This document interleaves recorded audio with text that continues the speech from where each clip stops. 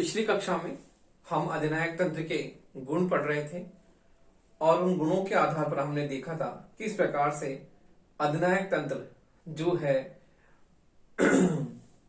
संकट काल के साथ ही जो है तीव्र आर्थिक विकास के लिए वो शासन व्यवस्था सबसे उपयुक्त है। तो हमने अधिनायक तंत्र के पिछली कक्षा में गुण पढ़े थे। अब हम अधिनायक तंत्र में जो कमियां दोष रह गए हैं उसके बारे में चर्चा करते हैं कि अधिनायक तंत्र में जो है प्रमुख दोष क्या है। तो देखिए, अब हम अधिनायक तंत्र के दोष पढ़ते हैं कि अधिनायक तंत्र के दोष क्या है। तो देखिए, अधिनायक तंत्र के दोष।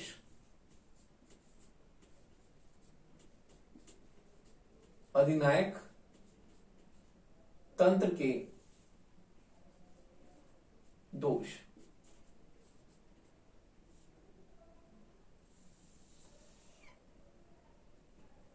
देखिए, अधिनायक तंत्र के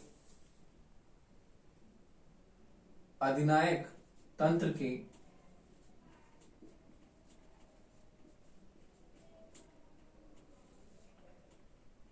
अधिनायक तंत्र के निम्नलिखित दोष हैं। अधिनायक तंत्र के निम्नलिखित दोष हैं। पहला है अविवेकपूर्ण राष्ट्रीय एकता की कुचेष्टा। पहला पॉइंट है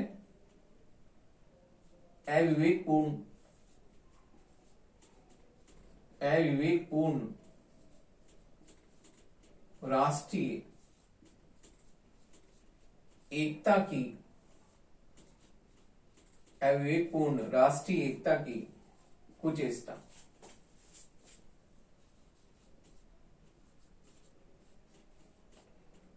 तो देखिए, हम देखते हैं कि अधिनायक तंत्र में राष्ट्रीय एकता जो है बहुत ही महत्वपूर्ण है और अधिनायक तंत्र हम देखते हैं किस प्रकार से राष्ट्रीय एकता को एक उस सूत्र में पिरोकर रखता है। तो अधिनायक तंत्र में हम देखते हैं कि शासन व्यवस्था में दलीय अनुशासन के कारण, कठोर दलीय अनुशासन के कारण हम देखते हैं कि राष्ट्रीय एकता हमें दिखाई देती है। लेकिन राष्ट्रीय एकता जो है किन साधनों के द्वारा हम देखते हैं कि इसमें जो है उसका निर्माण किया जाता है। तो लोकतंत्र में हम संवैधानिक और लोकतांत्रिक साधनों के द्वारा राष्ट्रीय एकता की स्थापना की बात करते हैं, जबकि शासन में हिंसा और किस प्रकार से जो है हम देखते हैं कि असंवैधानिक, गैर संवैधानिक साधनों के द्वारा राष्ट्रीय एकता का निर्माण किया जाता है। तो हम देखते हैं कि शासन व्यवस्था में राष्ट्रीय एकता का जो निर्माण किया जाता है अनुचित साधनों के द्वारा होता है। तो हम देखते हैं कि इस शासन व्यवस्था में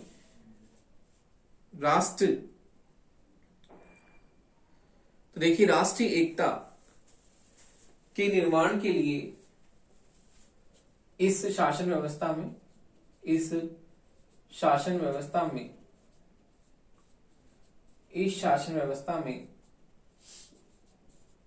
राष्ट्रीय एकता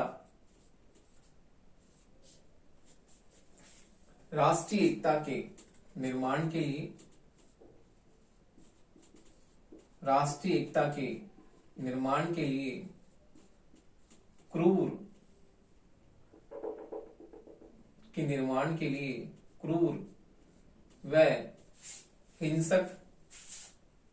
क्रूर व हिंसक तथा अनुचित साधनों का राष्ट्रीय एकता के निर्माण के लिए क्रूर व हिंसक तथा अनुचित साधनों का प्रयोग किया जाता है। अनुचित साधनों का प्रयोग किया जाता है, जो कि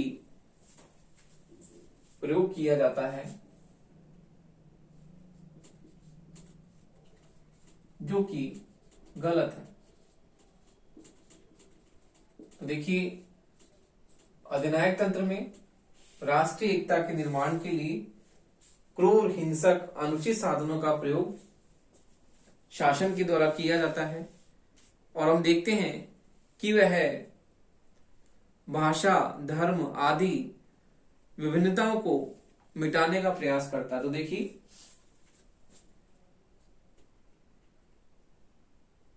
भाषा,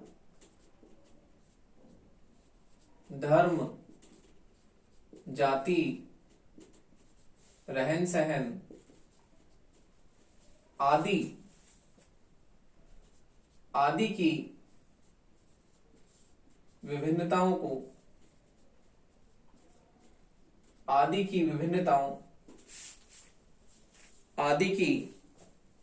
विभिन्नताओं के बीच एकता के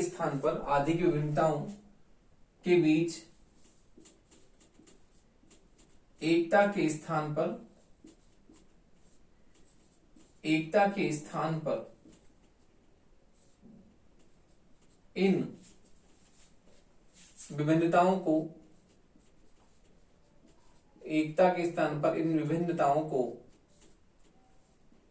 मिटाने का, इन विभिन्नताओं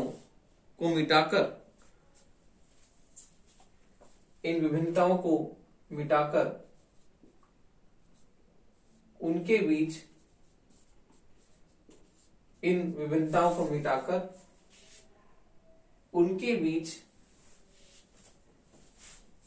बीच उनके स्थान पर एक अवास्तविक मिटाकर उनके स्थान पर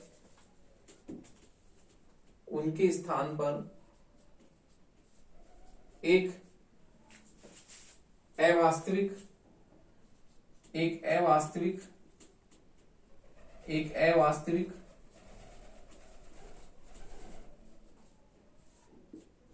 काल्पनिक व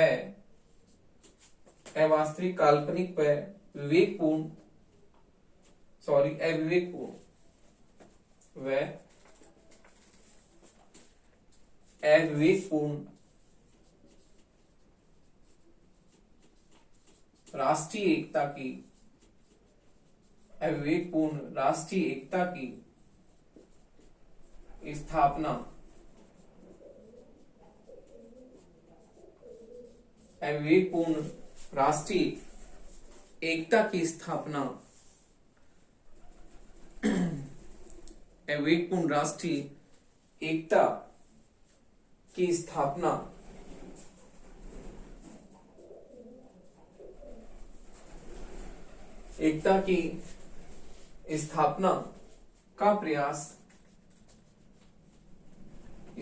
का प्रयास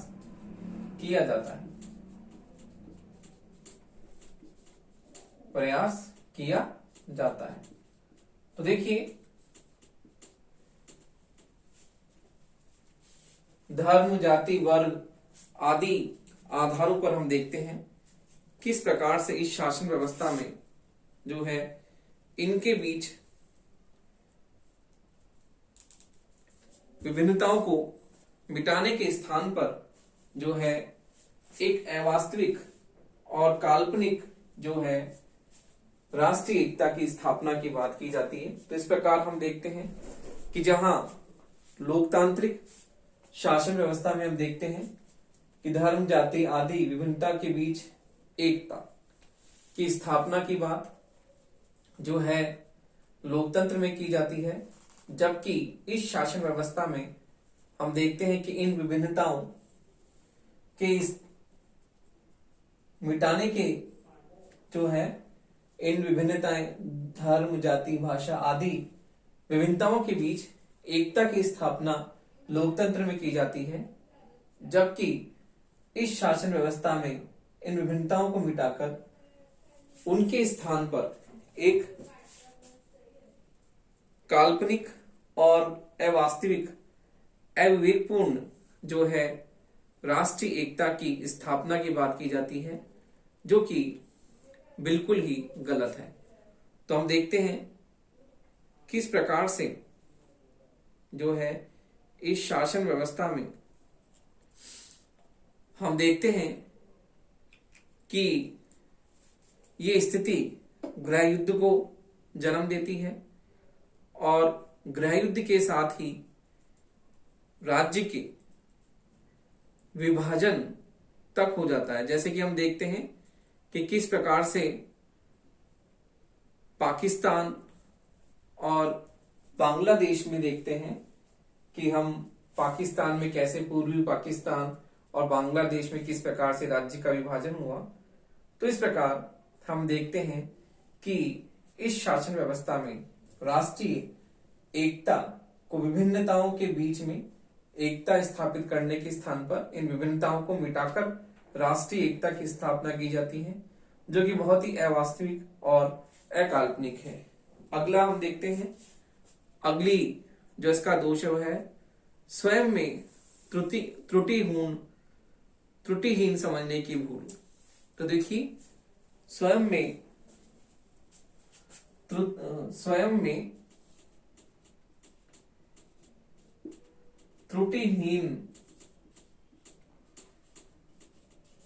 त्रुटिहीन समझने की भूल। स्वयं में त्रुटिहीन समझने की भूल। तो देखिए ये शासन व्यवस्था अपने आप को सही मानती है और शासक वर्ग स्वयं को त्रुटिहीन मानता है और अपने अबुद्धि व अविवेकपूर्ण कार्यों को सर्वश्रेष्ठ मानता है। तो देखिए इस शासन व्यवस्था में शासक वर्ग स्वयं को त्रुटिहीन मानता है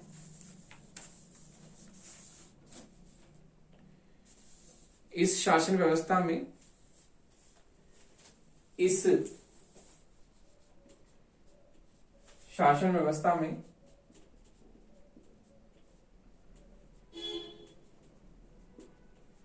शासक वर्ग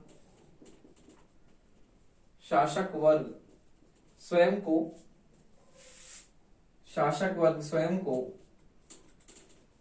त्रुटिहीन समझता है। त्रुटिहीन का मतलब कोई गलती नहीं करने वाला, त्रुटिहीन समझता है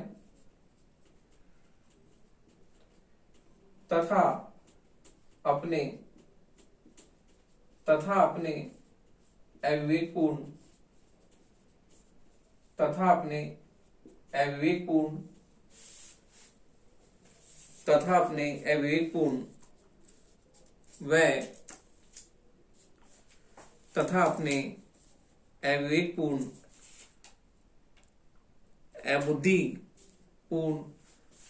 अविवेकपूर्ण विचारों व कार्यों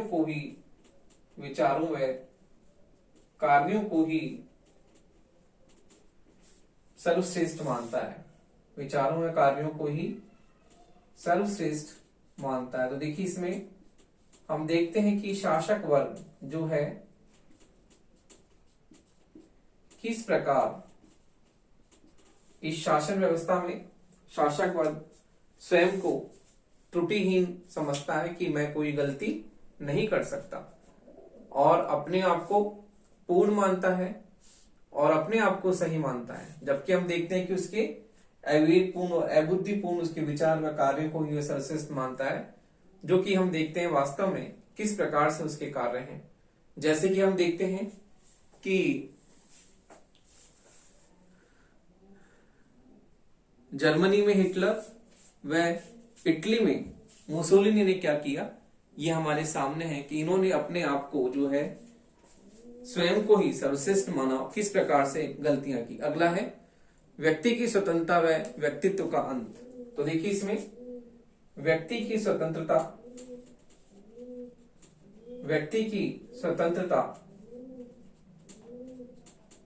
व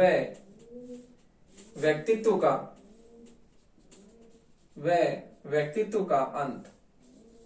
तो देखिए इसमें शासन व्यवस्था में व्यक्ति की स्वतंत्रता का अंत और उसके व्यक्तित्व का अंत हमें दिखाई देता है कि ये है राज्य के सावयव सिद्धांत में आस्था रखता है। तो यह राज्य के सावयव एकता सिद्धांत में विश्वास रखता है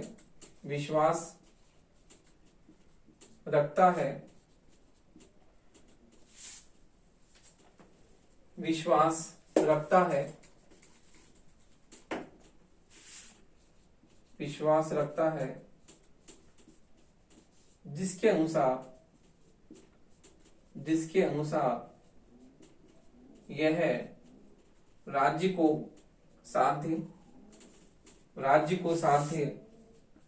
व व्यक्ति को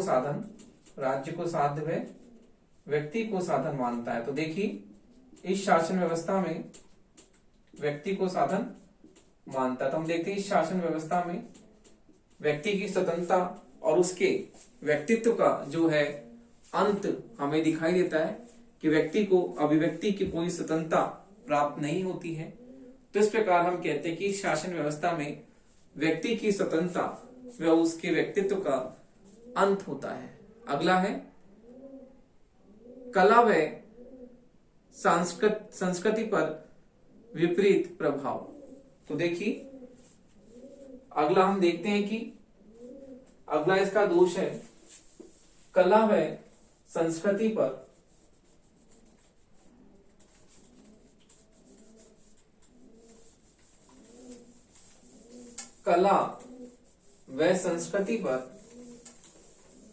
विपरीत प्रभाव।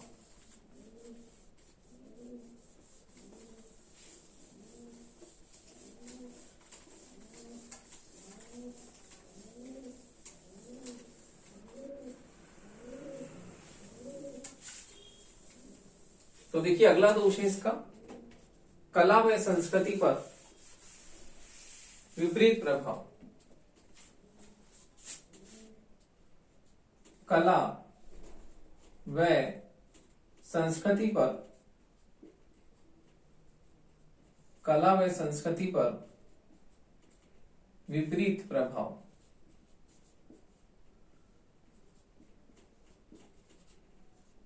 देखिए यह है अधिनायक तंत्र निरंकुश राज्य में अधिनायक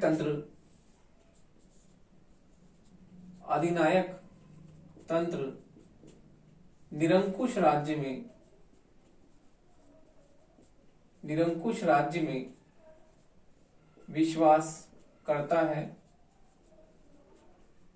निरंकुश राज्य में विश्वास करता है। निरंकुश राज्य में विश्वास करता है। अतः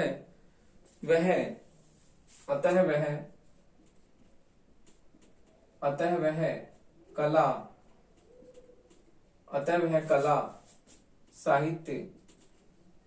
कला साहित्य व संस्कृति के क्षेत्र में भी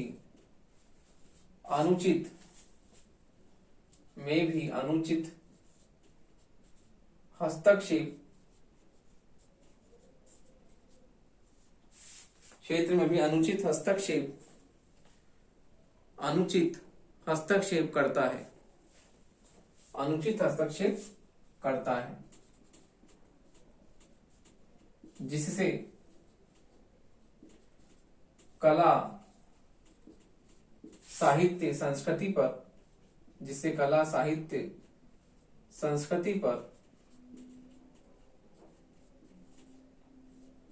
पर अनुचित प्रभाव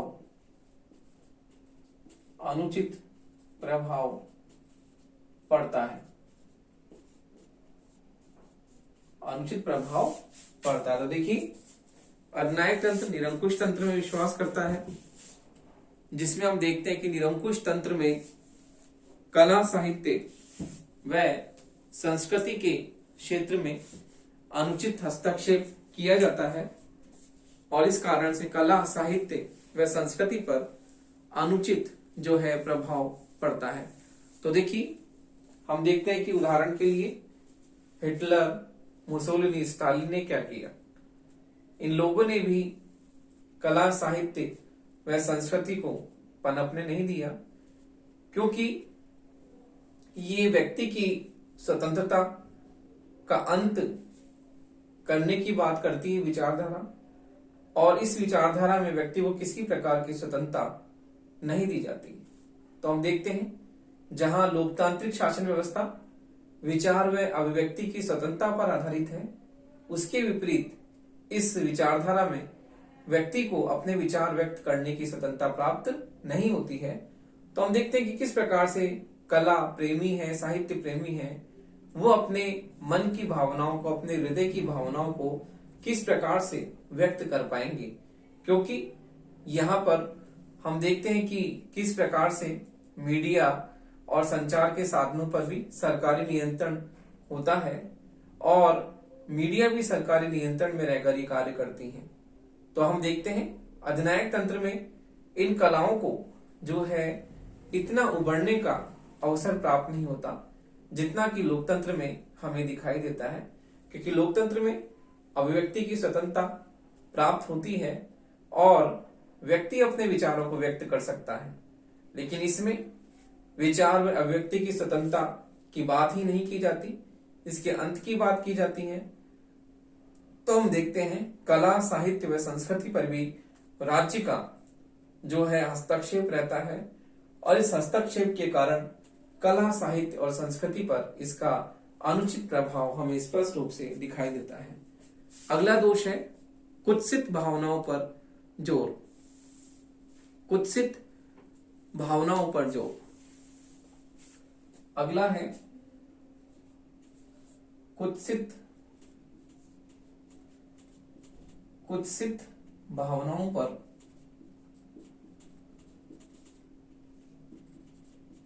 जोर।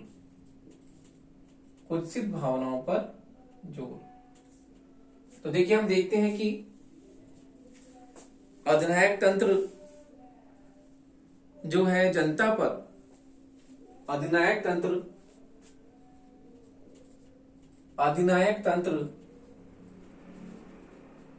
जनता पर कठोर नियंत्रण, जनता पर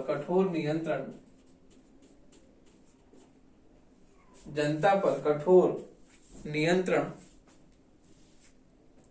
बनाए रखने के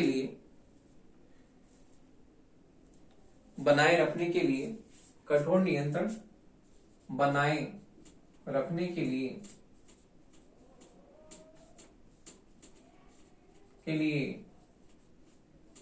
शंका, भय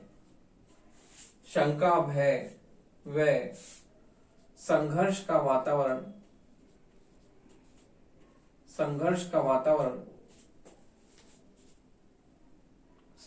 वातावरण बनाए रखता है। शंका, भय व संघर्ष का वातावरण बनाए रखता है। तो देखिए, हम देखते हैं कि किस प्रकार इसमें जनता जो होती है अपने मन के भावों को छिपाती है और किस प्रकार इसमें जन असंतोष जो हमें दिखाई देता है। तो हम देखते हैं कि इसमें हम देखते हैं कि षड्यंत्र होते रहते हैं, जैसे कि पाकिस्तानी जो है, पाकिस्तान में अयूब खान या चीन में माओवादी जो भी आंदोलन हुए, तो हम उसमें देखते हैं किस प्रकार से वहां पर ये संघर्ष हमें व्याप्त दिखाई दिया और इस प्रकार हम देखते हैं कि वहां पर षड्यंत्र होते रहते हैं। अगला इसका दोष है उत्तराधिकारी संबंधी दोष। उत्तराधिकारी संबंधी दोष, उत्तराधिकारी संबंधी दोष।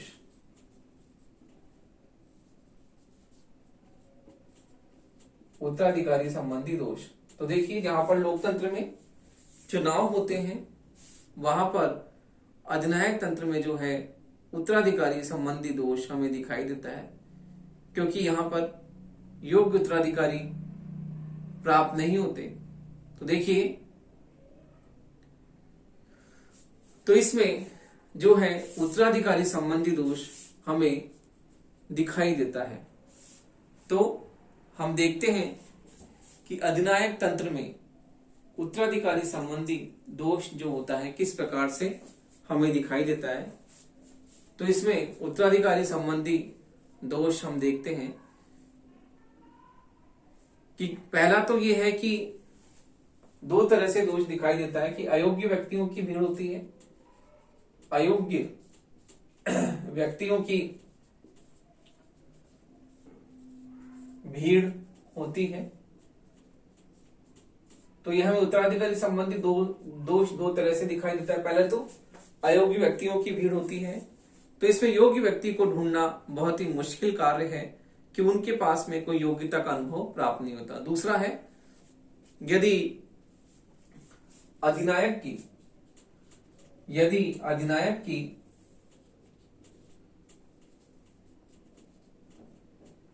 अचानक मृत्यु हो जाती है, यदि अधिनायक की अचानक मृत्यु हो जाती है और वह अपना उत्तराधिकारी घोषित नहीं कर पाता है, तो हम देखते हैं उस समय भी जो उत्तराधिकारी संबंधी दोष हो जाता है। तो इसमें भी हम देखते हैं उत्तराधिकारी के लिए जो है संघर्ष होता है। तो हम देखते हैं कि जैसे कि लेनिन की मृत्यु के बाद में ट्राटस्की और स्टालिन में भी ऐसा संघर्ष हमें देखने को मिला। तो हम देखते हैं कि उत्तराधिकारी संबंधी दोष इस शासन व्यवस्था में जो है अक्सर व्याप्त रहता है। अगला है क्रांति व षड्यंत्र का वातावरण। तो देखिए, क्रांतिकारी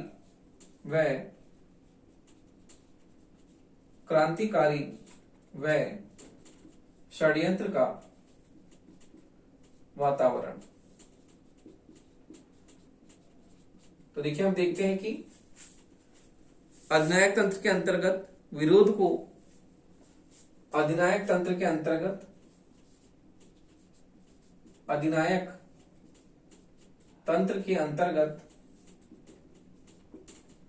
विरोध को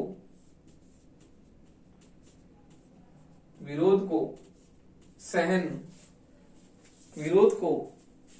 नहीं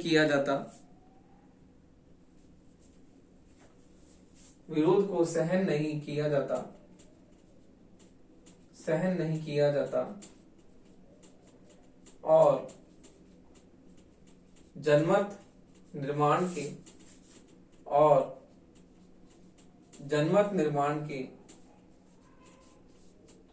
साधनों पर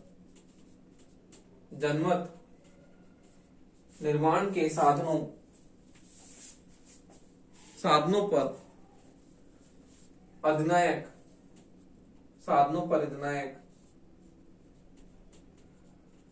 पूर्ण नियंत्रण रखता है। तो देखिए, हम देखते हैं कि अधिनायकवाद में जनमत के निर्माण के साधनों पर अधिनायक अपना पूरा नियंत्रण रखता है।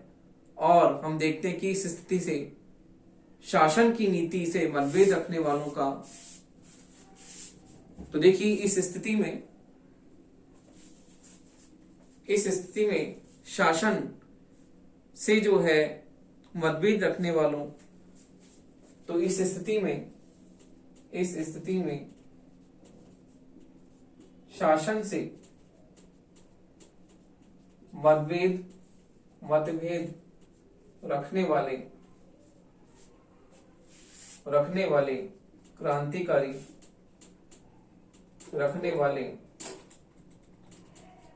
क्रांतिकारी व षड्यंत्रकारी वर्ग स्थापित हो जाता है।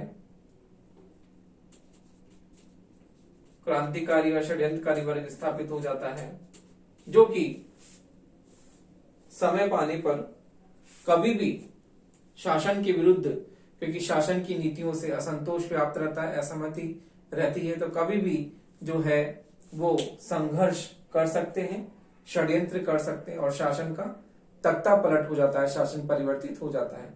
तो इस प्रकार से हम देखते हैं कि अधिनायक तंत्र में षड्यंत्र का वातावरण जो है सदैव ही बना रहता है। तो इस प्रकार हमने अधिनायक तंत्र के गुण और दोष दोनों पढ़े। तो दोनों पढ़ने के बाद में हम स्पष्ट रूप से निष्कर्षतः यह कह सकते हैं कि जहां पर अधिनायकवादी व्यवस्था में हम देखते हैं कि शक्तियों का केंद्रीकरण होता है, व्यक्ति को कोई स्वतंत्रता प्राप्त नहीं होती, अधिकार प्राप्त नहीं होती, तो हम देखते हैं कि अधिनायक तंत्र के स्थान पर जो है लोकतांत्रिक शासन व्यवस्था आज वर्तमान में सबसे ज्यादा प्रचलित है और वास्तव में जो है ये शासन व्यवस्था आज वर्तमान में बहुत ही लोकप्रिय है। तो इसलिए अधिनायक तंत्र की तुलना में लोकतांत्रिक शासन व्यवस्था श्रेष्ठ है, क्योंकि इसमें शक्तियों का विकेंद्रीकरण होता है और व्यक्ति को स्वतंत्रता व अधिकार जो है सुनिश्चित रूप से प्राप्त होते हैं।